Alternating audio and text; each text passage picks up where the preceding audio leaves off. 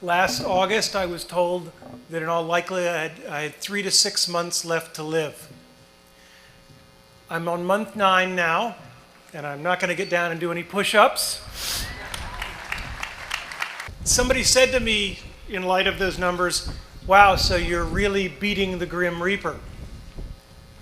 And what I said without even thinking about is that we don't beat the Reaper by living longer. We beat the Reaper by living well and living fully. It's a miracle that curiosity survives formal education. And what would you say to that? That reminds me of Mark Twain, don't let your schooling get in the way of your education. One of the things I always tell all of my students is that they should spend their time in whatever way helps them learn, and that I'm perfectly happy if they cut my class because they were doing something that was a better use of their time. I mean, there have been times when there was some guest lecturer on campus, and I would very happily tell my students, look, this guy's better than me. And sometimes I would cancel my class and say, we should all go listen to this other person. Your book, which is the idea of your wife remarrying. I think his wording was if you had given permission, in some way emotional permission to do that. Well, first off, it's not my permission to give. And the second thing is that I want my wife to be happy. And if she finds that happiness through remarriage, that's wonderful. If she finds that happiness without remarriage, that's wonderful. I mean,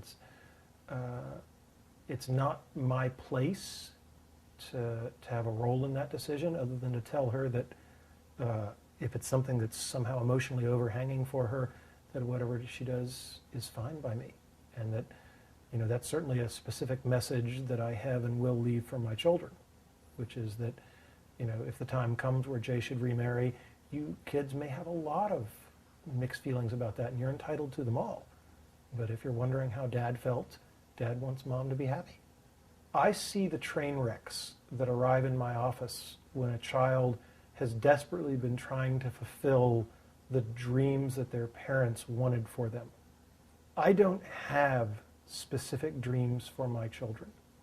I have a tremendous hope that they will have dreams, that they will work hard, that they will chase them, and they will try to do something worthwhile with their lives. But I personally believe that the worst thing you can do for your children is say, my dream for you is to do X. Because boy, if you aren't lucky enough to pick what would have been their natural inclination, desire, you've just set up a situation of tremendous tension that may not work out well. So I think the only advice I can give you on how to live your life well is, first off, remember, it's a cliche, but I love cliches. It is not the things we do in life that we regret on our deathbed. It is the things we do not.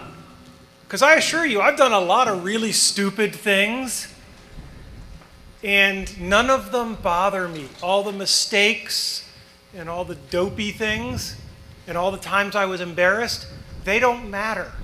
What matters is that I can kind of look back and say, pretty much any time I got a chance to do something cool, I tried to grab for it. The second thing that I would add to that, and I didn't coordinate on the subject of this word, but I think it's the right word that comes up, is passion.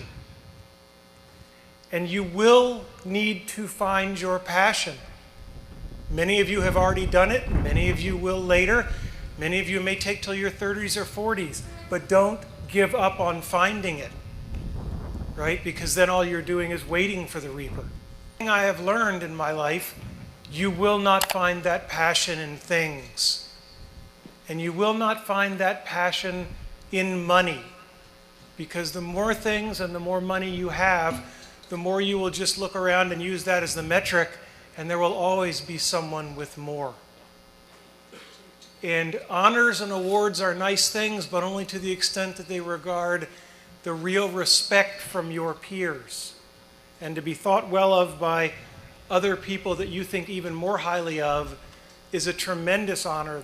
That passion will be grounded in people, and it will be grounded in the relationships you have with people and what they think of you when your time comes.